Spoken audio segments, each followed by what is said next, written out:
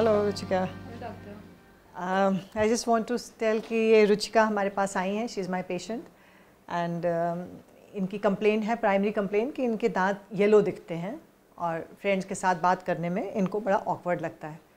तो मैं इनका सबसे पहले काम करूँगी, क्लीनिंग करूँगी दांतों की, स्केलिंग करूँगी and then polishing. This is the procedure that I am going to start with her. See, cleaning nowadays it is done by ultrasonic scalers. It's an instrument like this in which we have ultrasonic vibrations और पानी निकलता है and बहुत comfortable scaling हो जाती है. पहले कुछ साल पहले hand scalers हम यूज़ करते थे, लेकिन आजकल बहुत convenient और patient friendly instruments हमारे पास आ गए.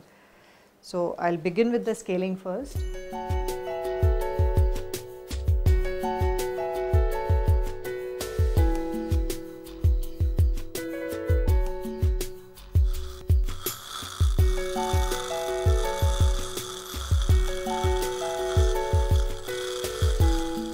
स्केलिंग कराने से सिर्फ प्लाक जो डिपॉजिटेड है दांतों के ऊपर, उसको हम टच करते हैं. दांत के इनामल में कोई नुकसान नहीं होता. मैम, अगर बात करें स्केलिंग की, तो इसके क्या कुछ हार्म्स भी हैं कि सिर्फ प्ले घटाता है? कुछ हार्म्स होंगे, कुछ प्रिकॉशंस होंगे जिसके बाद लेने पड़ते होंगे? स्केलिंग के बाद तो वही है कि मेंटेनेंस इज़ वेरी इंपॉर्टेंट.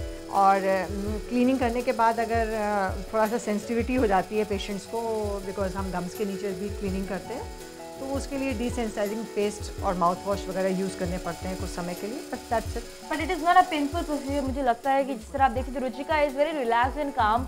उनको कोई पेन फील नहीं हो रहा है and she is in fact enjoying her treatment. तो ये बिल्कुल पेनफुल नहीं है, आप भी करवा सकते हैं. बस make sure you go to a good dentist who understands you and who understands your teeth.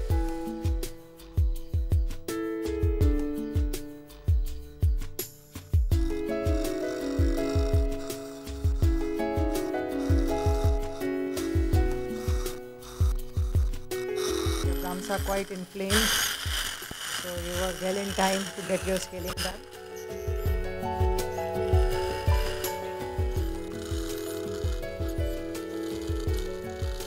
Scaling करवाने से एक और एडवांटेज होता है कि दांतों के बीच में जो खाना फंसा होता है, खाना फंस के कैलकुलस, हार्ड कैलकुलस बन जाता है, जो कि हमारी नेकेड आईज से दिखाई नहीं देता. डॉक्टर, अगर हम बात करें स्केलिंग की, तो ये तो एक प्रोसीजर हो गया जब आप बिल्कुल दांतों को नेग्लेक्ट कर दिया आपने अपना. वो ब्लीडिंग गम्स हो गए, खूब बिल्कुल टार्निश हो गए. कुछ प्रिकॉशंस जो हम घर पे अगर ले लें, तो जो ब्लीडिंग गम्स की जो स्टेज है वो ना आए. हाँ, बिल्कुल सही कहा आपने सारा, कि हम प्रिवेंट कर सकते हैं कि अगर हम हर मील के बाद ब्रश करते हैं, जो कि प्रैक्टिकली थोड़ा सा डिफ़िकल्ट ज़रूर लगता है, बट इम्पॉसिबल नहीं है. कुछ हैं डिलीजेंट पेशेंट्स हमारे ऐसे भी हैं जो कि कर लेते हैं. For that you don't need to have a proper wash basin and paste होना चाहिए, बहुत ज़रूरी है. अगर आप खाली ब्रश भी लेके अपने वर्क प्लेस पे हैं, आपने कुछ खाया, लंच वगैरह किया, और आप जाके सिंपली वेट करिए ब्रश को और रब कर लीजिए, तो क्या होता है कि इनिशियली जो खाना कुछ घंटे चिपका रह जाता है, खाना हमने खाया और कुछ घंटे वो इट इज़ लेफ्ट अनडिस्टर्ब, वो जम जाता है and then that leads to plaque formation. अगर उसको हम प्रिवेंट कर लें, हर खाने के बाद अगर हमने एक ब्रश मार लिया तो. जी बिल्कुल, जैसा आपने कहा कि हर मील के बाद अपने दांतों को अगर हम ब्रश करें, if not use the toothpaste and the teeth, we can just massage the brush and take that plaque out. Doctor, मैंने सुना है ऐसा, ये आप मुझे बता सकते हैं मैं सही हूँ कि गलत, ज़्यादा ब्रशिंग करने से भी दांतों के बीच में काफ़ी गैप्स आ जाता है, तो वो किस हद तक सही है? वो तो बिल्कुल मिथ है, मतलब मिथ है एक तरीके से, क्योंकि ज़्यादा ब्रश करने से गैप नहीं आता. लेकिन अगर दांतों के बीच में खाना काफ़ी समय तक जमा रह जाए, आप निकाल नहीं पाए, या डॉक्टर के पास आप देर में पहुँचे, तो वो that leads to gap formation. तो मेक श्योर आप प्रॉपर ब्रश करें एंड आफ्टर एवरी मील. अच्छा डॉक्टर, ज़्यादा टाइम टेकिंग भी नहीं है, hardly takes 5-10 minutes and not painful at all. हाँ, अगर बहुत ही सीवियर कंडीशन में आप नहीं आए हैं डॉक्टर के पास, तो पेनफुल नहीं है. होता क्या है कि अगर कई सालों का कैलकुलस डिपॉजिटेड है, बहुत हार्ड कैलकुलस हो गया है, तब थोड़ा सा मुश्किल होता है. फिर विदिन 2 सिटिंग 3 सिटिंग में हम कर पाते हैं, क्योंकि उसको फिर छुड़ाना मुश्किल हो जाता है. और हम बहुत एम्फेसाइज करते हैं इस बात को कि दांतों के बीच में even toothpick is harmful. That leads to expansion of teeth, मतलब वो दांतों के बीच के गैप्स को बढ़ाती है। सो अगर आप यूज़ करते हैं टूथपिक या कुछ भी पॉइंटेड ऑब्जेक्ट अपने दांतों में, then it is very harmful for your teeth. Avoid करें। इंटरडेंटल ब्रशेज आ गए हैं मार्केट में, उनको यूज़ करें। And as doctor has advise, floss, am I right doctor? Floss आप कोशिश करें या डेंटल फ्लॉस को यूज़ करें। That will help you get rid of those जो भी दांतों में फंस जाता है, जो भी आपको अक्सर डॉक्टर एक हैबिट है लोगों की, they believe in tingling with the teeth, कुछ ना कुछ करना है या कुछ नहीं तो नेल्स बड़े हैं तो नेल्स से ही कर रहे हैं। ये सब चीजें अब्यूज करती हैं दांतों को। बिल्कुल, that is actually tooth abusing, इसको हम कहेंगे। बिल्कुल सही वर्ड है कि टूथ अब्यूज करते हैं। बिल्कुल, तो अवॉइड करें, प्रॉपर इंटरडेंटल ब्रशेस लें या फ्लॉसेस यूज करें। And please love your teeth man, come on, because your smile is something that will leave impact on others, so please take proper care. तो doctor, इनका scaling कहाँ तक पहुँचा है? Scaling is done. Okay, scaling is done and as I can see Ruchika काफ़ी खुश है अपनी स्केलिंग से, उनको बिल्कुल दर्द नहीं हुआ है। डॉक्टर, मैंने देखा कि रुचिका के काफ़ी ब्लीडिंग गम्स थे जी, तो इसका क्या रीज़न हो सकता है? ये प्लाक या कैलकुलस, आप जो भी कहें, टार्टर जो कॉमनली है, वो डिपॉजिटेड हो चुका था, तो इसीलिए इनके दांतों पे डिपॉजिट्स थे जिनकी वजह से गम्स में इन्फ्लेमेशन हो जाता है, गम्स में थोड़ी हल्की स्वेलिंग आनी शुरू हो गई थी। ये और आगे सिवियर कंडीशन भी बन सकती थी, but thankfully Ruchika has come in time. तो मतलब एक कंसिस्टेंसी ज़रूरी है डेंटल केयर के लिए। आप 2, 4, 6 महीने में एक बार डेंटल क्लीनअप ले लें, वो एक तो आपके दांतों को हेल्दी रखेगा, दूसरी आपके कुछ भी डेंटल किसी भी तरीके के डेंटल इलनेस या डेंटल एलिमेंट्स कह सकते हैं हम, उनसे आपको बहुत हद तक वो राहत देगा। तो मेक श्योर आप डेंटल क्लीनअप लेते रहें, और जो प्रिकॉशंस हमने आपको बताए हैं, जो टिप्स डॉक्टर नीना ने आपको दिए हैं, वो तो आप ज़रूर यूज़ करें। तो डॉक्टर, ये बात थी क्लीनिंग की। अब नेक्स्ट है polishing. After cleaning we have to polish. हमारे पास एयर मोटर होता है, हैंड पीस होता है, इसमें ये रबर कप होता है which does not injure the gums also. And इसमें ये पॉलिशिंग पेस्ट आता है जो हम लगा के इसके ऊपर रब करेंगे, तो जो थिन कोटिंग है दांतों के ऊपर, that will be removed and teeth will be left shining. एक स्मूथनेस आ जाती है और एक शाइन आ जाती है। ओके डॉक्टर, अगर हम बात करें टीथ पॉलिशिंग की जी, तो दांत पीले पड़ने का सबसे ज़्यादा और सबसे इम्पोर्टेंट रीज़न क्या होता है? दांत पीले पड़ने देखिए 2 वजह से होता है। एक तो ये कि जैसे हमने बताया कि जिन लोगों को बहुत मंचिंग करने की हैबिट होती है, सारा दिन कुछ ना कुछ खाते रहते हैं।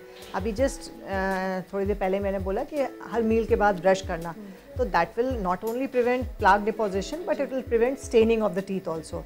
दूसरी चीज़ है कि हम कोई डार्कली स्टेन्ड चीज़ें ज़्यादा यूज़ कर रहे हैं, लाइक चॉकलेट्स हैं, कैफीन जिनमें ज़्यादा अक्सर मतलब अगर हम बात करें ये कैफीन कंटेनिंग चीज़ें हैं, कोक है, चॉकलेट्स हैं, देन एडल्ट्स में टोबैको है, हमारे इंडियन फूड में हल्दी का यूज़ बहुत होता है। ये सब चीज़ें थोड़ा दांतों को ग्रेजुअली पीला कर देती हैं। अच्छा डॉक्टर, अगर हम बात करें कैल्शियम इंटेक की, तो दांतों को हेल्दी बनाने में कैल्शियम का कितना इम्पोर्टेंस होता है, आप प्लीज़ बताएं हमें। देखिए, कैल्शियम इंटेक बचपन में जो टूथ फॉर्मेशन स्टेज है उस समय उसकी इम्पोर्टेंस होती है। That is very important. जब हमारे टीथिंग एज है बच्चों की, उस समय कैल्शियम सफिशिएंट होना चाहिए so that enamel formation is very good. Enamel जितना बढ़िया हार्ड बनेगा उतना ही अच्छा दांतों का वो आएगा। बाद में एक बार बन गया तो बहुत ज़्यादा रोल नहीं होता, अनलेस एल्डरली लेडीज़ में जब वो अराउंड 50 के एज में आ जाती हैं, तब because of some hormonal problems की लीच आउट होना शुरू हो जाता है। जी हाँ, लीचिंग आउट एक बहुत ही कॉमन प्रॉब्लम है जो इनफैक्ट 50 ही नहीं, उससे कम एज में भी आजकल लोगों को 40 प्लस 40 प्लस के बाद कई बार देखा जाता है। तब उस टाइम पे फिर कैल्शियम इंटेक का फिर रोल आ जाता है। तो that is just to prevent that leaching, but it is not going to affect the glare of the tooth और टूथ की कंडीशन को कोई वो नहीं चेंज नहीं करेगा, बस that is. So alright, so doctor देखते हैं कि आप टीथ पॉलिशिंग कैसे करती हैं and let's see how it गोस।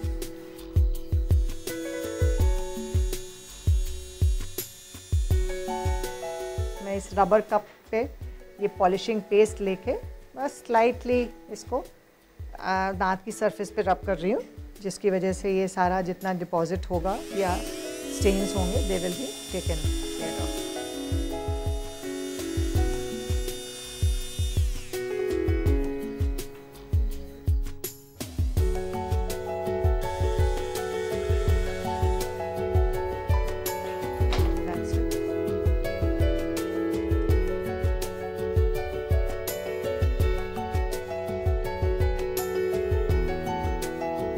आप देख सकते हैं दांतों पे एक नेचुरल शाइन आ गई। रुचिका जिस शेड के दांत लेके आई थी उससे एक शेड बेटर हो गया।